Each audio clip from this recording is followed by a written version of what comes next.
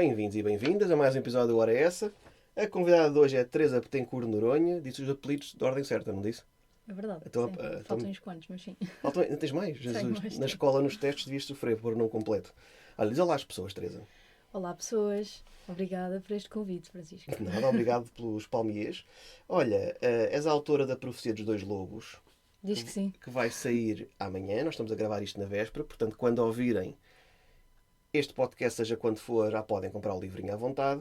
Diz-me uma coisa. Eu sei que já viste o livro na Feira do Livro de Lisboa, já o viste no Festival Bang. Estás preparada para ouvir nas prateleiras tudo quanto é livraria em Portugal? Nem por isso. Acho que é sempre assim um momento overwhelming, principalmente FNACs, Bertrands, essas mais conhecidas que todos os pseudo-escritores sonham um dia ver lá os seus livros. E vais amanhã fazer assim uma tour pelas livrarias perto da tua zona? Estava a pensar, sim, fazer isso. Eu faço, não tenho vergonha. Sim, Quando sim. saio fico todo contente, que acho que é um sentimento assim de orgulho, é muito porreiro. Como estou aqui a falar contigo na véspera, acho que é uma pergunta gira para te fazer. Vais gostar. Pretendo fazer isso, sim. Acho que vai ser assim um momento único na vida. Pronto, se chorares, avisa. Grave. Grava, que isso rende bastante. Mas olha, parabéns por Obrigada. esta entrada neste mundo maravilhoso da publicação em Portugal. Espero que corra bem. Participares aqui, vamos lá ver se te ajuda ou não. Espero que sim. Estou com muitas expectativas. Mas, assim, em jeitinho de preâmbulo, para começar, A Profecia dos Dois Lobos, para quem não conhece, é um livro de fantasia romântica, ou como agora se diz, um romantasy. Quem ouvisto, quem é um ouvinte mais regular, e se são ouvintes regulares, pronto, os meus pêsames. Não é o teu estilo de eleição. Não, eu adoro fantasia, é o meu estilo preferido. A fantasia romântica, dentro dos subgéneros, não é bem aquilo que eu mais gosto. Já li alguns muito maus, outros que até gostei. Portanto, não tem que haver preconceito com fantasia romântica. Depende muito da forma como o autor ou a autora escreve, como é óbvio. E para mim, não sei se concordas ou não, eu acho que para funcionar, pelo menos para mim, acho que um bom romantasy tem que ter um bom equilíbrio entre a fantasia, a parte da magia, e a parte do romance. Quando é um livro de romance só, puro e duro, e depois por acaso há lá um elfo no meio, acho que isso já não é bem um romantasy, é um romance com criaturas fantásticas. Acho que tu conseguiste fazer muito bem essa mistura. Portanto, eu quando já li alguns romantasys que faço assim aquelas caretas a meio de... Epá, que o teu não me lembro de ter acontecido. Não fizeste caretas. Acho que não. Que me lembro não. Gostei bastante, lê-se muito bem. Acho que é um livro que tem algumas particularidades originais, que já podemos falar um bocadinho mais para a frente sobre elas. E acho sinceramente que pode perfeitamente agradar não só às leitoras ávidas de literatura fantástica e romântica, porque é o livro para elas, ou para eles, mas é também um livro que pode perfeitamente ser do agrado da malta que diz que gosta de fantasia high fantasy ou fantasia mais mórbida ou mais dura ou mais bélica. Também acho que o teu pode perfeitamente gostar. Não é um livro, não achei nada piroso, pronto. Acho que é uma característica às vezes. Não reviraste os olhos muitas vezes. Não revirei os olhos, acho que nenhuma vez. Portanto, parabéns por esse equilíbrio. E malta, a partir de amanhã, a partir do dia 10 de julho, comprem-se, faz favor. É isso. É isso. Acho que fizeste um bom resumo. Olha, tu vais fazer ainda melhor. Explica lá um bocadinho melhor, então, para quem não... Eu só disse que gostei de um romantasy, daqui a admitir publicamente. Para quem não conhece ainda o teu livro, explica lá então um bocadinho melhor o que é isto da Profecia dos Dois Lobos. Sem dar grandes spoilers. Sim, é difícil, mas sim. Então, como disseste, é um livro de fantasia, portanto, passa-se em Naznir, uma terra completamente, inventada por mim. E nesta terra os feiticeiros são perseguidos pela religião, digamos assim, porque se acredita que eles roubaram os poderes à deusa que criou o mundo e são queimados na fogueira para que esse poder possa voltar à deusa. Portanto, é assim muito softzinho. Sim, uma literatura soft, não é? Exato. Sim. Baseada, infelizmente, em fatos verídicos, que é esses autos de queimar na fogueira. Já vamos falar um bocadinho sobre isso mais para a frente. Mas isso infelizmente existiu mesmo.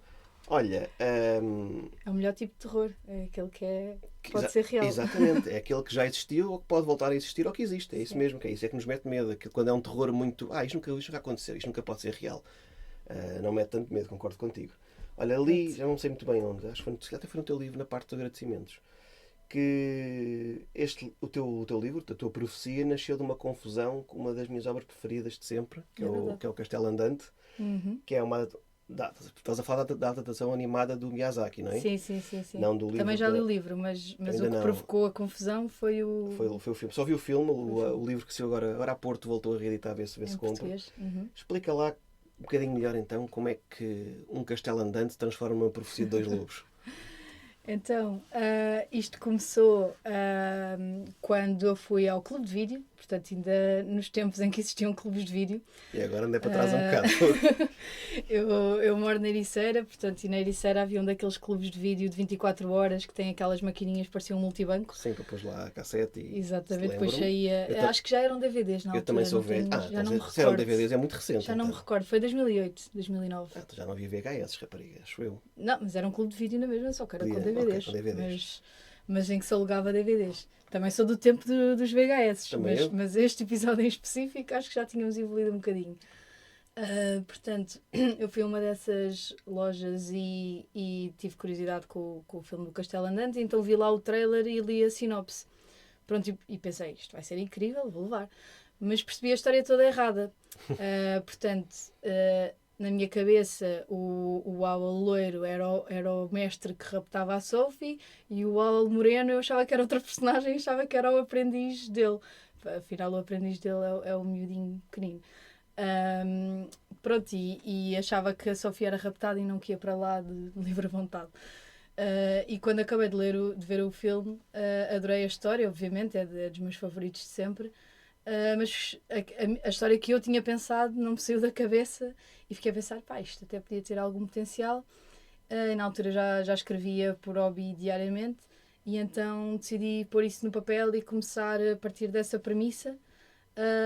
Pronto, e foi assim que em 2009 eu escrevi o meu primeiro draft, depois fui tecendo todo o resto da história à volta disto, e quem ler o meu livro e vir o Castelo Andante acho que a história não tem nada a ver, pode ter algumas vibes, pronto, porque foi uma inspiração, mas... Nós temos de inspirar em algum lado, como é óbvio, não é? Sim, acho que sim, espero que sim. Eu não sei identificar exatamente de onde é que vêm as inspirações, porque acho que todos nós, isto funciona assim com todos nós, vamos vendo coisas aqui e ali e o nosso cérebro remistura tudo e depois se calhar não conseguimos identificar bem de onde é que vem. Mas pronto, foi essa a premissa que lançou o livro e depois fui construindo a história desde aí. Passados 16 anos, em 2023, voltei a reescrever tudo, portanto ainda mais misturei a história toda. Olha, essa tua resposta aqui, duas perguntas. Tu antes de 2008 já escrevias? Já. Mas tinhas algum objetivo? Era para te divertir só? Não. Gostavas? Eu comecei portanto, eu até ao secundário, se calhar, adolescência, lia mais BDs e Harry Potter, essa leitura se calhar um bocadinho mais juvenil, e foi nessa altura que eu descobri os livros da Sandra Carvalho, que para mim foi o meu momento de eureka, não é?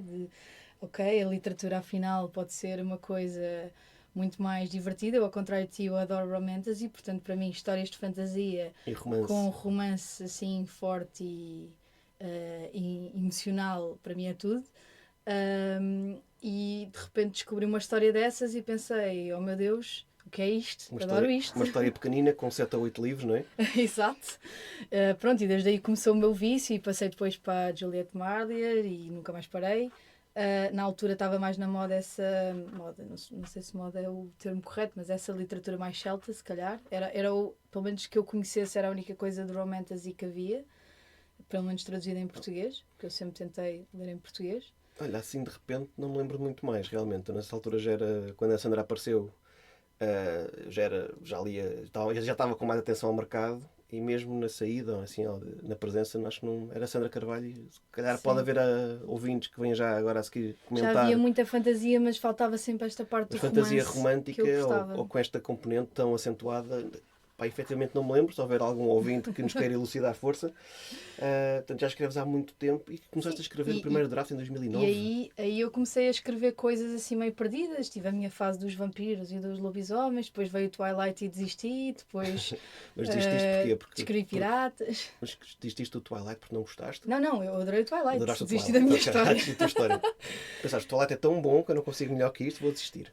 Não, na altura senti que eu escrevia porque sentia necessidade de algumas histórias que eu queria ler e não existiam, então escrevia-as eu. Quando apareceu o Twilight, depois dessa necessidade se calhar ficou preenchida e passei para outra. Olha, eu tenho uma experiência muito linda com Twilight. Nunca li nenhum. Parece mesmo o teu estilo. Pá, deve ser. A minha Acho que experiência ias com adorar. Twilight foi ir ao cinema ver um dos filmes, que sei que não era o primeiro, com uma prima minha mais nova que eu levei-a porque Pode ter sido um choque. sou uma pessoa bondosa de coração. Não, eu gostei muito do filme. Porquê? Porque adormeci mais ou menos no primeiro quarto, estava cansado, e foi das cestas mais retemperadoras que eu já tive. Portanto, não posso dizer bem nem mal porque não conheço nada. Eu por acaso não adorei os filmes, mas os livros eu amei e devorei-os todos. Aconselhas-me para ler o... Acho que não. Não? Acho que Não, vale a pena. fazíamos um clube de leitura de Twilight. Acho que, olha, o Ivo Pires, certeza que ia entrar também. E líamos isso em conjunto. Olha, voltando à pergunta que fiz há bocadinho, o teu primeiro draft disto é de 2009? Sim, 2009. Pronto. Portanto, estás desde 2009 até 2025. Estamos a falar de... 16 anos quase. Não, até 25 não, é mais.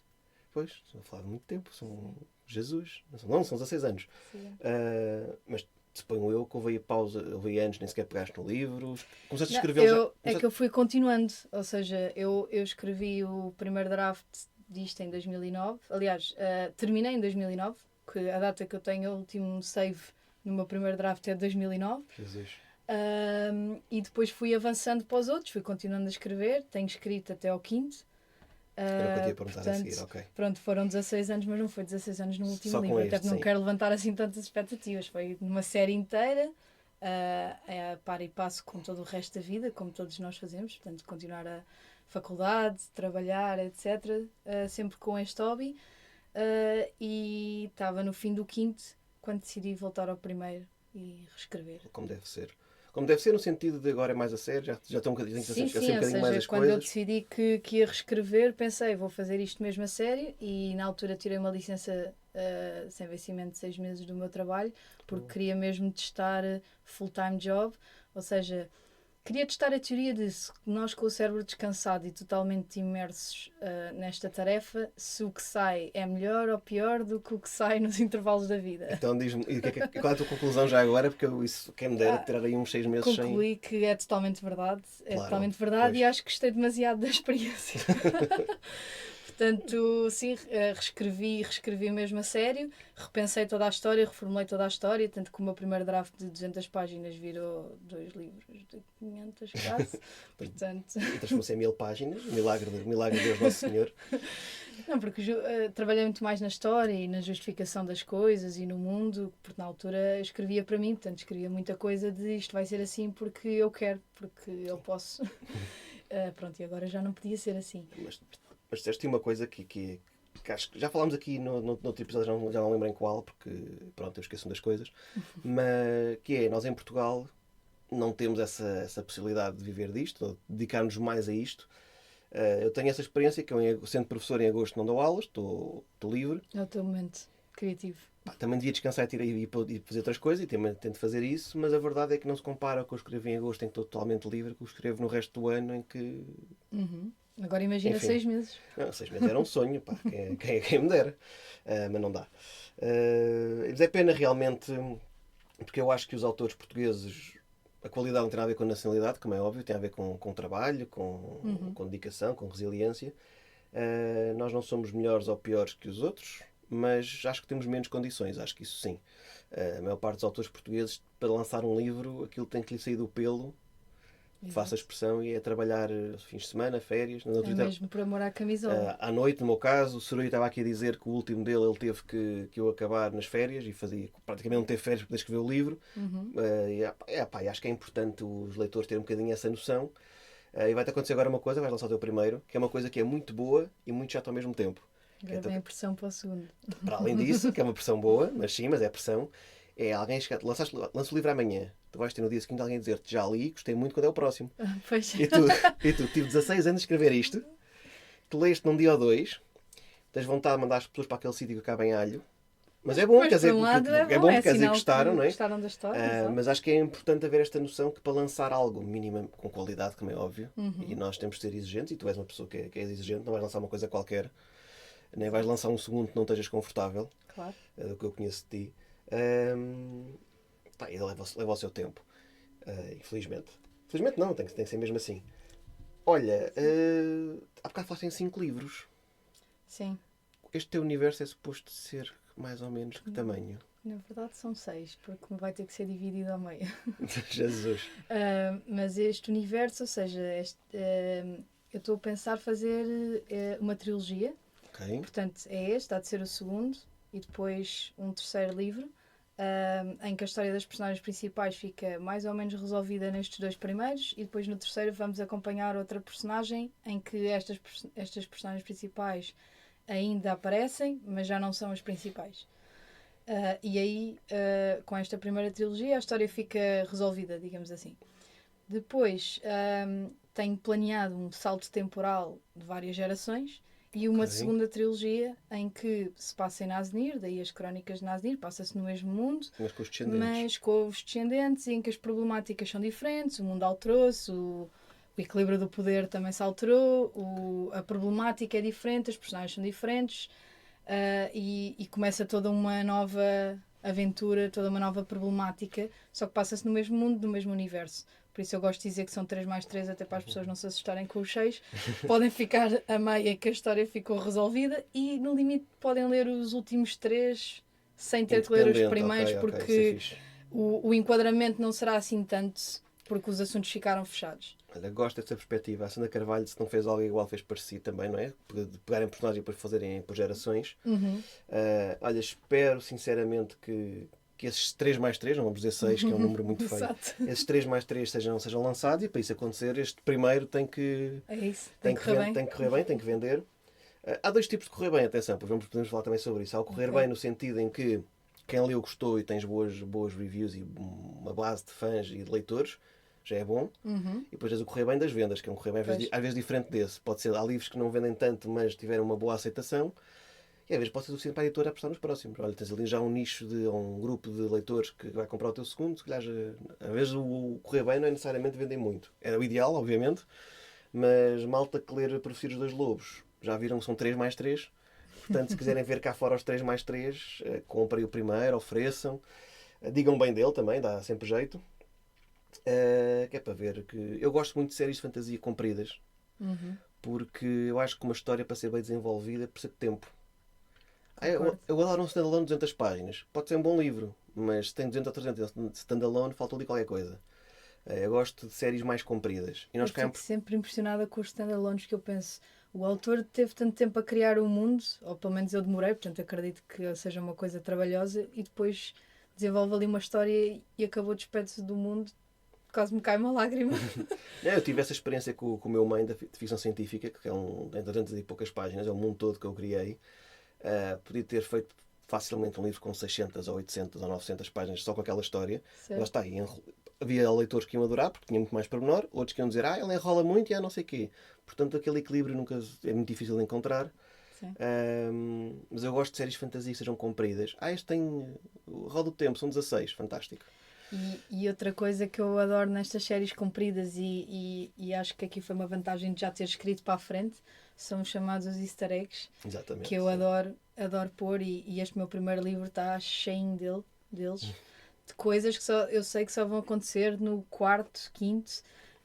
O mapa inclusive está cheio de easter eggs, e só consigo fazer isto porque já escrevi para a frente e já sei onde é que vou parar, porque eu não sou assim tão boa a planear, mas como já estou um bocado a fazer repeat de todo o processo. Olha, nem ia falar disto, mas a minha série de fantasia, que só foi publicada noutra editora, os primeiros 2 volumes, que o segundo foi dividido...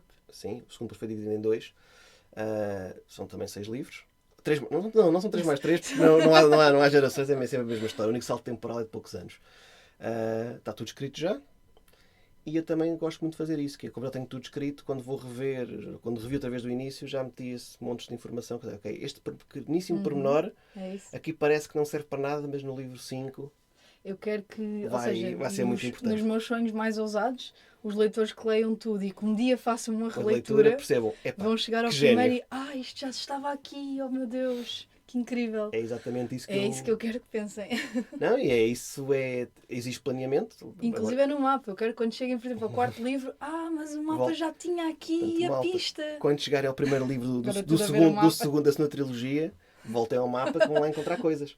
Não, pá, mas eu acho isso muito interessante. Eu acho que um escritor ou uma escritora, quando escreve 5 ou 6 livros, é porque gosta. É porque aquilo lhe sabe bem, é o mundo Sim. que ele criou, aquela, no teu caso que tu criaste, e esperemos que seja possível lançar séries de fantasia portuguesa, 5, 6, 7 livros, e que é preciso a contribuição dos leitores. Vá.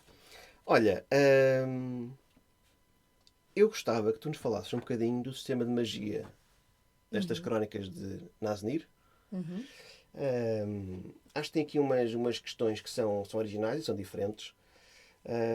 Explica-nos lá então como é que isto funciona. Eu gostei daquela dicotomia entre a magia negra e a magia boa, Uhum. digamos assim, em que é preciso dar alguma coisa para a magia funcionar. Então, eu não Uhum. gosto muito daquela magia, e também fiz isso nos meus livros de fantasia, em que o feiticeiro está lá aos dedos e sai fogo. Mas Certo. porquê? Porque saiu fogo, acabou. Não, Claro, eu não é? gosto de magia que é explicada. Isto funciona assim. Queres explicar, falar um bocadinho da tua? Sim. Então, vou tentar explicar sem dar spoilers, porque algumas partes Sim, é vais verdade. Pode não ser descobrindo. fácil, sim. Então, assim, muito Mas de forma simples neste para mundo, aguçar o apetite. neste mundo, portanto, a magia advém dos deuses, né?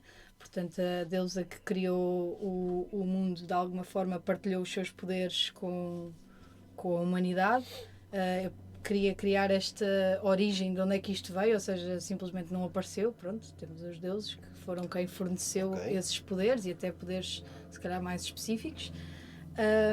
E depois essa questão da magia que tu dizes de tudo vem com um preço, ou seja, tem um custo efetivo. Eu tentei fazer um bocadinho o paralelismo de, por exemplo, se um feiticeiro quer pintar uma cadeira de branco, vai gastar o mesmo nível de energia de que se ele fosse lá com o pincel e pintasse a cadeira. Exatamente. Ou seja, o que a magia custa é a quantidade de energia que custaria à pessoa fazer aquilo. Claro, depois temos feitiços mais difíceis de medir isto, tipo fazer fogo, mas E é outros, não é? Criar. Enfim, não vou no senso de sem dar criar, spoilers. criar coisas em que Exatamente. aí, claro que o trade-off é mais difícil de comparar com algo que nós poderíamos fazer, mas a ideia é feitiços mais complexos, requerem mais quantidade de energia e os feiticeiros têm outro sistema circulatório de energia dentro deles, que é o chamado o Anam, que eles gastam essa energia e depois têm que descansar para a repor, e claro que não é infinita e claro que tem um custo. E depois temos a magia negra, que a ideia é ser o caminho fácil, ou seja, o trade-off, enquanto que na magia, digamos, normal é de 1 para 1, na magia negra o rácio já é um bocadinho diferente, ou seja, com 1 unidade de energia conseguimos fazer 10 de magia, só que depois o preço vem mais tarde. E é um bocadinho essa vertente que eu tento explorar aqui, de não existem os caminhos fáceis e que se queremos o caminho fácil e tornarmos um grande feiticeiro super poderoso, e qualquer feiticeiro medíocre pode ser muito poderoso com magia negra, pronto, onde colher há de chegar a conta um dia mais tarde. Eu acho que essa parte eu gostei bastante porque lá está, eu posso fazer isto, mas torno-me. Até fazes um paralelismo com a bebida na altura, Exato, sim. que é que ficamos agarrados no Temos fundo. uma parte em que o mentor, a explicar como é que isto funciona, faz esse paralelismo com os alcoólicos, em que, ou seja, quando se faz magia, podemos escolher entre a água e o vinho. Um feiticeiro bom, digamos assim, escolhe sempre a água. A partir do momento que se escolhe o vinho, começa a ser difícil quando se sente a sensação de euforia, de excitação, de conseguimos fazer tudo, sentimos os maiores. Depois ficamos ressacados e temos sempre a tendência de lá voltar, e o difícil é depois não morrer de cirrose, digamos assim. Que metáfora tão bonita. Cirrose mágica. Olha, indo para personagens, e não dizendo grandes nomes, Exato. porque acho que uma coisa que tentas fazer no livro, e a malta que gosta de romances vai perceber isso, que é, sendo um romance, há de haver romance, a questão é entre quem e quem. Exato. Pronto. Pode, se calhar, não ser necessariamente entre quem as pessoas podem mais achar. São estes dois o parzinho. Pois, se Exato. calhar podem não ser. Acho que tens aqui dois personagens particularmente bem construídos, que são os dois, vamos chamar-lhes, se calhar, os dois feiticeiros principais. Eu gosto sempre de personagens que tenham, vamos chamar-lhe, dificuldades sociais, e que são, a capa na vista parece um calhau com 2 olhos. Gosto sempre desse tipo de Exato. personagem. Depois vão evoluindo ou não, não é? Queres falar um bocadinho dos teus feiticeiros principais? Porque é que tu os trouxeste? O que é que tu querias trazer com eles para a história? Qual é que era o teu objetivo? Então, um deles, que acaba por ter aqui um bocadinho, se calhar, a função típica da fantasia de ser o mentor. Eu gostava que O ele... teu Gandalf. Assim, O teu Dumbledore, mas é um sim. Gandalf assim, um Diferente, bocadinho sim. estranho. Não, sim, Eu, não é o Gandalf típico. exato. Eu queria que ele fosse um bocadinho ambíguo, ou seja, nós nunca sabemos muito bem qual é que é o objetivo dele, não é aquele mentor bem intencionado, às vezes troca ali um bocadinho as Tu não voltas sabes se ele é às bem personagens. intencionado, às vezes tens raiva do tipo, é Exato. irritante, depois protege, realmente. Mas era mesmo essa a ideia, ou seja, de causar sentimentos diferentes, de agora adoro, agora odeio, agora não o compreendo, agora estou só confusa. É essa a ideia, ele tem toda uma história também dele, que talvez neste livro não fique tão a nu, mas cá de ficar. E na prática, se No formos a próximo livro vamos ver... ter a história do feiticeiro nu. Uhum. Excelente. Aguardo. Mas acaba por ser ele até ter um bocadinho impacto na história, mesmo sem nós se calhar percebermos, as escolhas dele acabam por ter muito... provocam o plot, digamos assim, mesmo que nós às vezes não as compreendamos na sua totalidade. E ele para mim é das personagens que eu mais gostei de construir, porque lá está, vai tendo uma continuidade agora ao longo dos livros. Pronto, e ele é um mistério, às vezes até para mim. Eu acho que é daqueles personagens que nós, como autores, gostamos de desenvolver, porque é assim meio, como estás a dizer há bocadinho, ele é uma personagem meio cinzenta, tu não sabes muito bem o que é que ele quer, o que é que não quer. Então tens a oportunidade de, no fundo, brincar ou gozar com o leitor, que é agora toma esta informação, Exato. agora toma esta, agora é uma totalmente diferente, agora desemmerda-te. Exato. Portanto, quando disseste que ele foi uma das tuas personagens preferidas, eu quando estava a ler, nós agora, quando lemos, temos a perspectiva de leitor e um bocadinho a ver também de autor. Eu pensei logo, é este de certeza que foi daqueles personagens que a Teresa mais deve ter gostado de Exato, por isso é que escrever. comecei logo por ele. O outro, queria criar aqui um bocado essa duologia, pronto, sem dar assim grandes spoilers, de ele ter um passado assim mais negro e pesado, ser essa tal pedra com, se calhar com olhos estavas a dizer, mas justificado e que depois no fundo não é assim tão calhau. É um calhar mais Fazer softzinho, não é? fazer essa descoberta ao mesmo tempo do leitor. Ou seja, o meu objetivo com este livro, mesmo quando seguimos a protagonista, é um bocado levar o leitor a descobrir o mundo ao mesmo tempo das personagens. Neste caso, se calhar mais da protagonista feminina, porque ela está fora deste mundo e vai entrando também, apesar de ser o mundo dela, ela não conhecia esta realidade, e o leitor vai descobrindo ao mesmo tempo que ela é um narrador em terceira pessoa, mas é um narrador sempre muito próximo e que vê tudo pelos olhos dela, e o leitor também descobre tudo pelos olhos dela ao mesmo tempo que ela. Olha, e falando então na protagonista, que acho que é uma personagem interessante na medida em que não é a típica princesa frágil e inocente que aceita as convenções sociais, digamos assim. Isto é a minha opinião, posso estar mas até também bastante... não é uma badass. Também não é uma badass que pega numa espada e vai contra tudo, mas é Exato. corajosa, porque quando é preciso até diz que sim e mete-se em situações que se calhar outra pessoa não se meteria. Minha questão é o seguinte: eu quando estava a ler o livro, não sei se fizeste isto de forma consciente ou não, talvez sim, eu acho que tu usas muito a protagonista para fazer uma certa crítica social, nomeadamente ao papel da mulher. Porque ela vive as dificuldades que ela tem em termos sociais era a realidade há uns anos, nas cortes e etc. O ser obrigado a casar, o amor não interessa para nada, vais fazer isto porque eu quero, vais mudar de vida e vais morar não sei para onde, para aquele castelo aqui, porque eu sou o teu pai, eu é que sei, eu é que mando. Foi propositado? Ou nem... Foi. Foi? Foi um bocadinho, porque eu pronto, gosto assim de histórias mais medievais e efetivamente isso era uma realidade há uns anos atrás. E apesar de se calhar até muitas histórias terem isto, eu gostava de passar essa realidade para aqui. Felizmente hoje em dia acho que já não é esse o caso, mas em que realmente é esperado uma atuação da parte dela, de que ela obedeça ao marido e que obediente, submissa, obedeça ao pai e tudo mais. E ela no início esse é o conflito interno dela, ou seja, é esperado que ela siga um certo caminho que ela não quer seguir, ela quer viver uma aventura, ela quer conhecer o mundo, mas ao mesmo tempo não se sente com coragem para enfrentar o pai e bater o pé e ir contra a sociedade, digamos assim.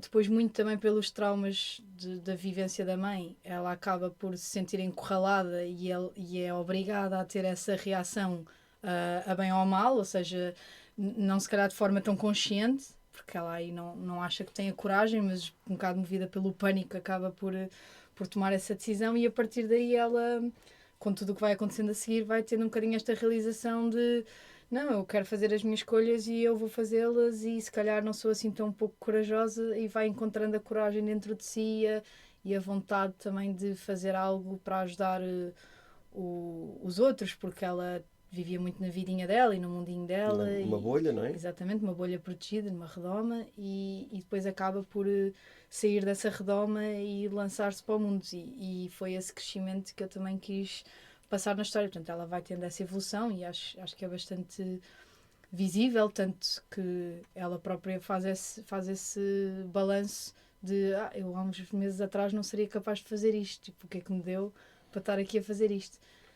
Acho que é uma personagem que cresce ao longo da história, e eu acho que um protagonista que não muda ao longo da história, uns crescem, outros não tanto, há protagonistas mais negros, se calhar não são bons protagonistas. Pode haver personagens que são estanques a história inteira, mas eu acho que aqueles mais os principais convém terem desenvolvimento, exatamente. E eu queria que ela não fosse aquela típica protagonista que é escolhida e que de repente ganha os poderes todos e não sabia sequer empunhar uma espada, e agora de repente já sabe e vai bater em toda a gente e de repente descobre um poder escondido. Confesso que houve ali algumas partes, pensei, ela não vai...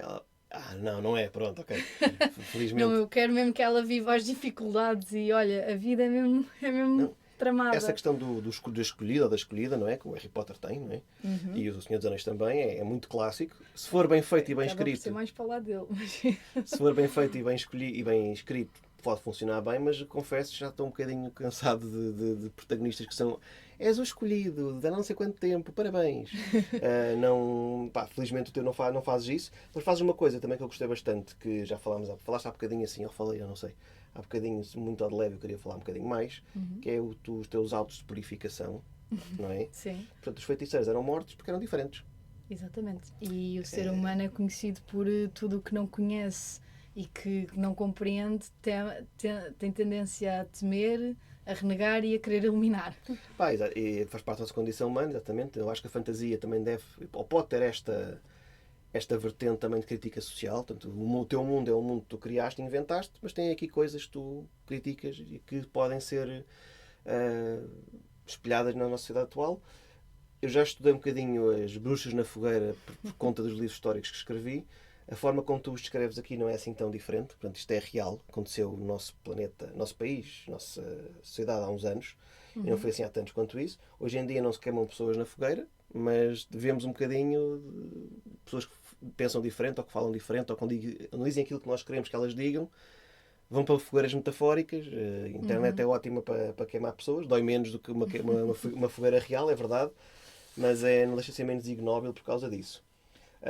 Tu, quando escreveste este teu livro, pelo menos de forma consciente, tinhas este objetivo de fazer alguma crítica social ou de criticar as coisas que achasses que não funcionam tão bem, e usares a tua sociedade de Nazenir para mostrar nem seja a corrupção, os poderes instalados, a parte das mulheres, já disseste que sim, e acho que ficou muito bem desenvolvido.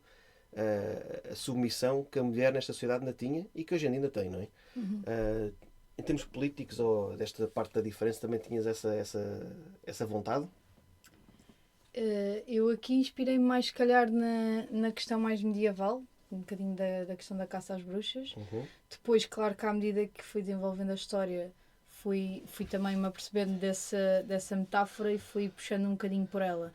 Portanto, desenvolver um bocadinho essa questão de, às vezes, temermos aquilo que não compreendemos, e neste caso, em Nazenir, alienar um grupo que por acaso até é mais forte que o restante, mas que por algum motivo de pressão da sociedade acaba por ser ostracizado e perseguido. É uma minoria que pode ser perigosa, não é? Exato.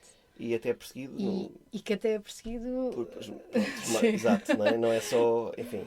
Não é cruel mesmo, tu metes as coisas de forma cruel, mas humana, porque o ser humano, ao longo dos anos, mostrou que a verdade é que se vivesse na nossa sociedade houvessem feiticeiros, se calhar não eram tratados de forma assim tão diferente como tu relatas no teu livro. E que neste caso lá está, até é um grupo que até é mais forte que os restantes e se calhar se unisse até conseguiria inverter a coisa, mas não o faz porque há esse pensamento de nós não queremos perpetuar o ódio e seguir por esse caminho sangrento. E neste livro já iniciamos essa narrativa, no próximo vamos aprofundar essa parte. Eu acho que é um livro que nos faz sempre pensar um bocadinho, ou refletir um bocadinho, acho que é sempre importante.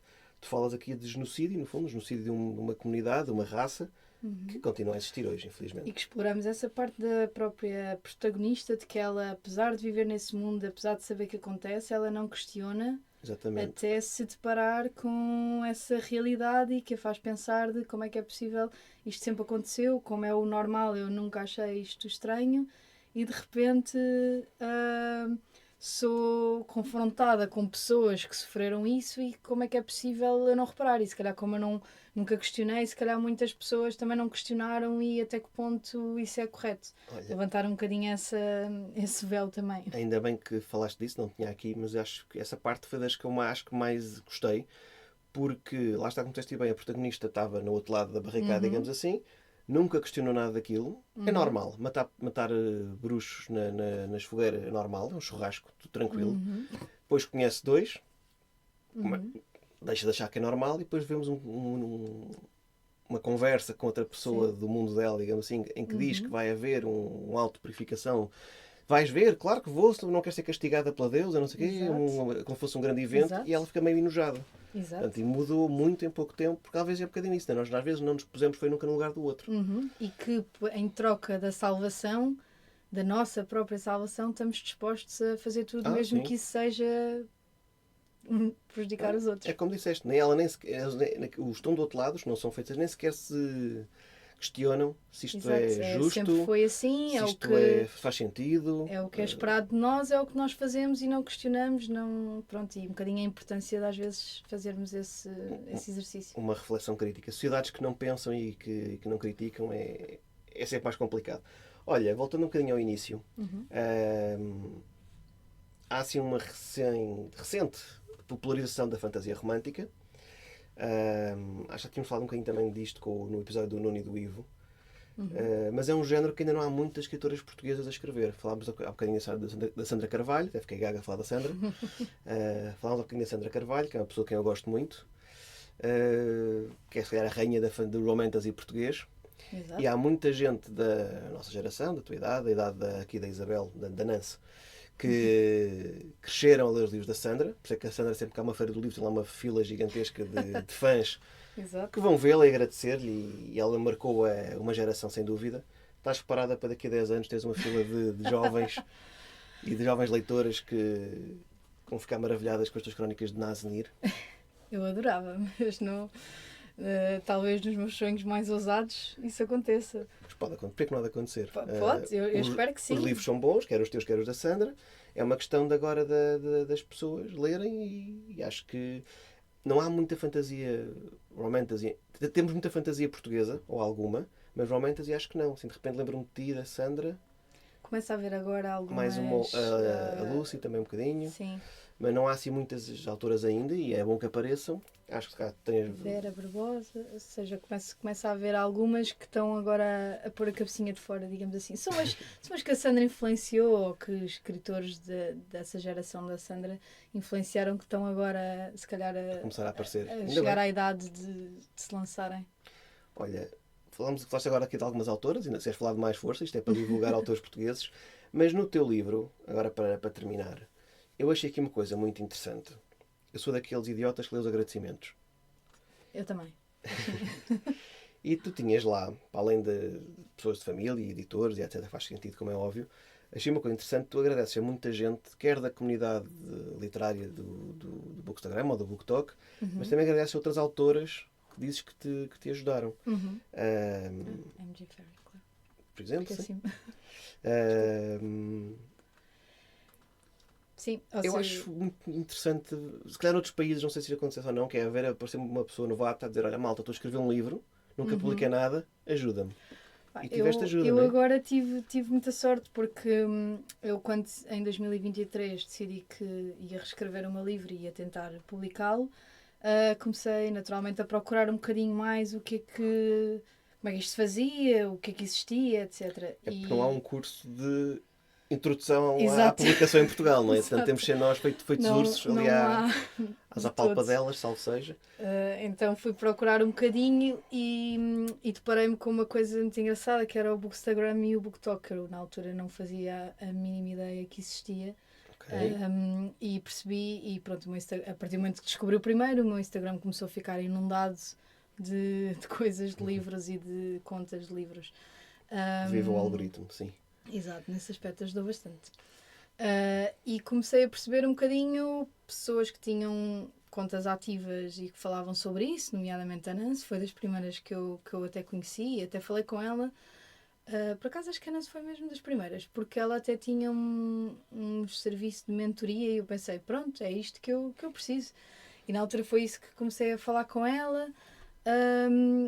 Pronto, e depois nunca mais parei e foi um bocadinho falta de vergonha na cara de mandar mensagens Mas é importante, a falta de vergonha. pessoas.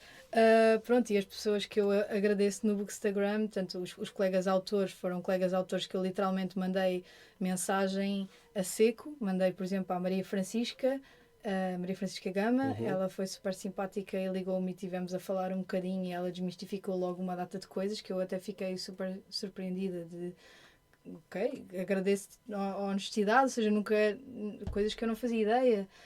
Depois, mais tarde, conheci a MJ Ferry na Feira do Livro do Porto, foi igual. A própria Nancy também, na altura, também lhe liguei e falámos imenso. A Catarina Silva, que também agradeço, que conheci na Feira do Livro ano passado, também falámos bastante sobre a experiência dela e ela está-se a lançar agora também. E a Lucy Angel, que também na altura também foi à apresentação dela, fui acompanhando o percurso dela, fui mandando mensagens. A Sara Aides também lhe fiz assim uma espera na FNAC, assim um bocado a seco de olha, eu sigo no Instagram, quero-te conhecer e falar um bocadinho, pronto. Ou seja, às vezes também temos que sair da nossa zona de conforto. Claro que sentia-me um bocado mal de mandar assim as mensagens de olha, esta gente não vai querer falar comigo, mas o que recebi foi sempre imenso carinho. Conheci a Sandra Carvalho também na Feira do Livro e mandei-lhe mensagem antes, ela foi super simpática, deu-me imensos conselhos, falou comigo, ou seja, e para alguém que realmente se está a lançar e que não conhece nada do mundo editorial, é nestas conversas que vamos apanhando umas pistazinhas e eu sempre, essas pessoas mostraram imensa à vontade a falar. Lá está, com uma aspirante autora que não conheciam de lado nenhum e que podiam ter despachado em 2 minutos ou nunca ter respondido e não, tiveram o cuidado de falar, de partilhar a sua experiência e estou muito grata por isso e foi muito bom. Mesma coisa do lado do Bookstagram, que inclusive eu convidei algumas das contas que eu segui e que admirava para serem minhas beta readers e o feedback foi super bom de me responderem logo para começar, de quererem ler o livro sem me conhecerem de lado nenhum, sem saberem se era bom ou não, e do entusiasmo com que o fizeram. E agora, na parte em que ele saiu, no entusiasmo de o quererem promover e quererem fazer com que chegasse a mais pessoas. Não posso deixar de destacar a Joana Aguiar, que foi incansável o tempo todo, foi das primeiras que leu. Uma maluca saudável. E que tomou para ela a missão de vamos fazer chegar isto às editoras e vamos fazer chegar isto ao mundo. Pá, e ajudou imenso.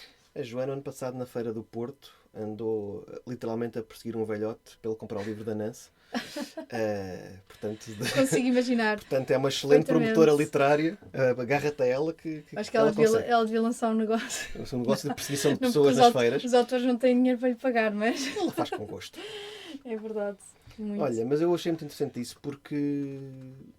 Lá está, pela minha experiência também não é assim nada extravagante ou extraordinário, mas a malta desta área é gente simpática e muito acessível. Eu também já tive muitas ajudas e também já tentei ajudar quando pediram a mim. Acho que estamos todos aqui para o mesmo. É um mercado pequenino. Porque às vezes perguntam, mas é um mercado pequeno, depois pode não haver espaço para todos. Mas eu acho que mais do que querer vender X ou Y, acho que temos que cá também pela cultura. Nenhum de nós vive disto, não é? Portanto, se podemos ajudar um colega novo a entrar, uma colega nova a entrar e a ajudar a promover a cultura portuguesa, a literatura portuguesa, acho que também o devemos fazer. Estás preparada agora para te fazerem esperas na FNAC para te pedirem dicas? Agora é a tua vez. Acho que agora é a minha vez de devolver ao universo aquilo que eu retirei. Olha, e vais receber, pronto, depois de teres dito aqui que as pessoas têm que se sair da zona de conforto e fazer perguntas, vai haver muita gente a fazer isso. Acho que há muita gente no Bookstagram a tentar escrever livros e acho que fazem bem. Se é uma coisa que vos dá prazer, que gostam, que vos faz sentir bem, escrevam. Seja para publicar ou não. Ou para publicar um dia. Também começaste em 2009, só publicaste quando foi possível, não é? Eu também não comecei a publicar logo quando escrevi, nem pouco mais ou menos. Portanto, acho que há muita gente a escrever. Somos um país de escritores. De leitores não tanto, mas de escritores somos certamente. E acho que também notarei com grupos de apoio a escritores, também no Discord e tudo, onde as pessoas grupos partilham. de apoio, por isso estamos todos muito tristes e temos Não, de apoio é um hobby para pessoas em comum e gostam de falar sobre isso e partilhar materiais e dicas e beta readers uns dos outros, que eu acho que é ótimo. Sim, essa parte do beta reading é muito importante. Não, e este apoio, estamos a dizer há bocadinho, não há nenhum curso de introdução à publicação em Portugal. Somos um país com regras de publicação e com um mercado literário que eu acho que não há outro no mundo inteiro. Somos um mercado muito esquisito. Umas coisas é bom, outras coisas não tanto. E quem não está por dentro nem sempre o conhece. Eu estou agora também a conhecer e há coisas que são complicadas. E é claro que uma pessoa, quando está a querer entrar, quanto mais conhecer, melhor. Portanto, malta que esteja a escrever e queira um dia lançar livros, já sabem, é seguirem a Teresa, vejam onde é que ela vai estar e façam-lhe esperas. Nunca seja alguma entendida, mas... façam esperas com força e ela vai responder-vos sempre, porque é muito, muito simpática. Olha, Teresa, não sei se queres dizer mais alguma coisa sobre o teu livro que amanhã está nas livrarias. Não, acho que é isso. Acho que já falámos aqui bastante. Comprem. Comprem. Olha, bem-vindo a este mundo da literatura portuguesa. De certeza que este vai ser o primeiro de muitos.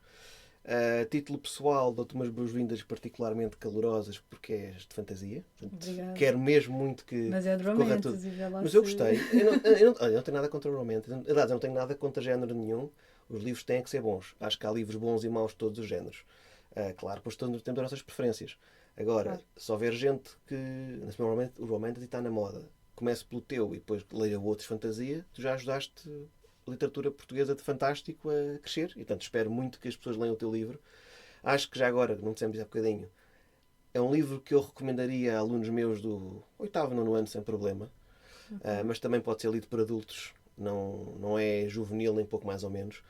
Tem ali umas coisinhas um bocadinho mais violentas, mas também nada de horripilante. Espero que vendas muito bem. Temos 3 mais 3 livros para conhecer. E olha, espero que tenhas gostado. Participar nesta coisa te ajuda um bocadito a promover o teu trabalho.